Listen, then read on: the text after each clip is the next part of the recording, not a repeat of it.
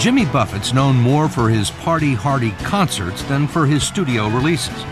Through 3 decades as one of the nation's top touring acts, Buffett never charted a #1 single or won a major music award until he teamed up with Alan Jackson in 2003 for the hit, It's 5 O'Clock Somewhere.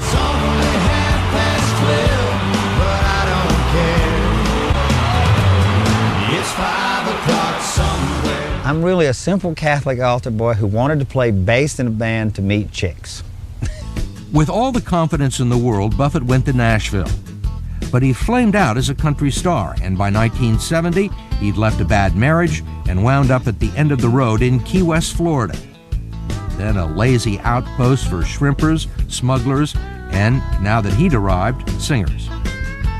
When I ran away from Nashville many years ago and moved to Florida, my life became part of the show because I was working on a fishing boat in the morning and playing guitar in a cocktail bar at night. And so that was my life, and part of it was a show and part of it was real work. And so it sort of has just evolved from that. It's just a bigger show and it's a bigger life. Today, the long blonde hair of his youth is vanished, and his droopy mustache is a thing of the past. Now he's a bit stocky, and like a seaman, his skin is leathery from the salt in the sun. And though he's light years away from the beach bum days that make up the heart of his myth, he still has a gregarious charm and a sense of awe that he's become so successful. Out of all the people out there trying to make it, somehow I was able to slip through the cracks, and I appreciate it. I don't know. I always say that there's a couple of things. I was instilled with a great work ethic by my parents, who were working class people. I had a little bit of talent and a lot of luck, and I don't think you can do it with just 2 out of those 3 qualities. You've got to have all 3 of them. For those of you who don't know what's happening, it's a land shark invasion. Don't worry, they're harmless creatures. They will not hurt you. Well, not at least for another hour. It started as a beach culture, which kind of got out of hand, and now they live it and kind of worship it in a way, and that's okay. There are very few artists who have such a loyal audience, a loyal group of fans. And there are very few artists that understand their fans as well as you do. I don't want to see those flip-flops on eBay now. Jimmy Buffett is the kind of guy that makes you want to take off your tie and your shoes, put on a grass skirt, and get into a coconut shell brawl. And that's just a man. His fans call themselves Parrotheads, and the fun usually begins before the show in the parking lot. I love you, Jimmy Buffett! And Elvis loves Jimmy! His disciples dress in bizarre ceremonial garb and know all of Buffett's songs by heart. And Mr. Margaritas, their sacramental drink, are concocted with large doses of tequila, Cointreau, and lime juice with a dash of salt around the rim of the glass. We play 35 cities a year and we sell out. When everyone finally gets inside for the show, there's a lot more going on than just songs. We have also used a lot of old kind of gags from vaudeville and a lot of theater stick, and a lot of my technicians are theater trained people. Every year, Parrotheads flock to hear Buffett's island-inflected country, pop, folk tunes drawn from 3 decades of albums and played pretty much the same way night after night. I think that's why this popularity without hit records, and I don't do a lot of television, I'm not seen very much because I think the place to see us is at the show. Wasted away again in Margaritaville. Yes, I am, yes, I am. I'm searching for my lost shaker of salt. Some people claim that there's a mob I'm playing, and I know, okay, it's my own damn fault. Somewhere back when I wrote that song, I tapped, I hit the pulse of something people liked about it. And it was a song written in about 10 minutes, and it has become a brand. And so We're very protective of that brand now, and it works.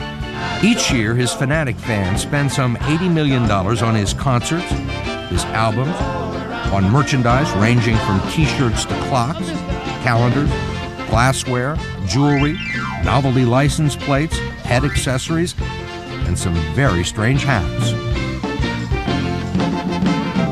I want to go back to the merchandising thing. I mean, the Parrothead hats. I mean, the hats with the fin. I mean, you make those, you sell them, right? Yeah, again, it was a demand-driven situation. I remembered years ago going to a show, and I was playing at the Mosque in Pittsburgh, and it was in February. And I'm a kind of Army Navy store, Marine supply store junkie. I'll go in, when I'm on the road, that's what I kind of do, is go around hardware stores, and if there's a seaport, I'll go into the seaport Marine supply stores.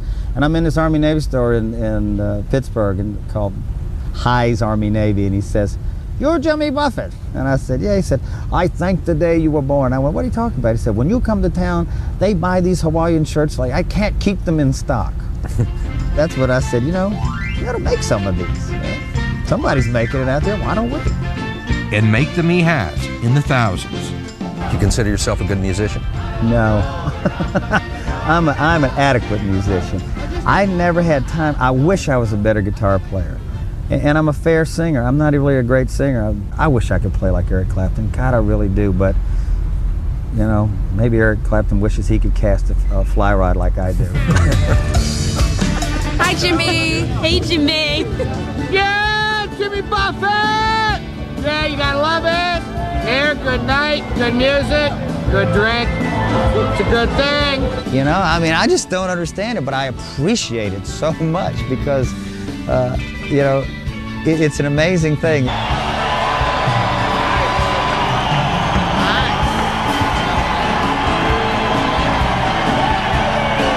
God, you people are crazy here, you know? I don't even try to figure out why they're there. I'm just glad they are. And the fanatical ones, they get a little fanatical, but they're there looking for something, and I hope they're getting it.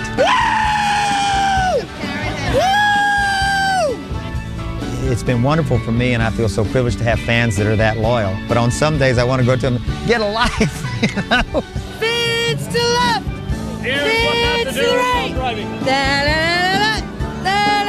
The beach has always been an escape, and it has been my life, or my choice of where I wanted to live, and the culture of the beach has been about escapism. Today, Jimmy Buffett's on top of the world. He owns a number of planes, which he flies himself, and each year he takes in almost $30 million. But back in 1984, his career had hit the skids. He was a one-hit wonder, wondering how he was going to make ends meet. So he and a friend opened up a t-shirt shop and expanded it into a chain of cafes called Margaritaville. Some people have told us that you're a marketing genius. You got margarita mix, you got hot sauce, you got lost shaker of salt. Yeah.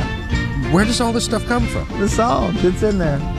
It's in there from the songs, it really is. And it's what they want. They want a great cheeseburger and they want a margarita. So I'm not gonna give them sushi. I get the sense, and you know your fans a lot better than I do, but I get the sense that there are people out there in Cincinnati, wherever, who look at you and love your music and remember a vacation or a time they spent in Florida and look at you and say, here's somebody who is living the life that I want to live. I think you're absolutely right about that. But the problem with that is that the life they think you're living doesn't seem at all like the life I see you leading. No, it is not. That's the thing about it. My life is not a lot different from theirs. All of you parrot heads covered with oil. You bounce along, you take it as it goes, you make it up as you go. I was a great ad-libber.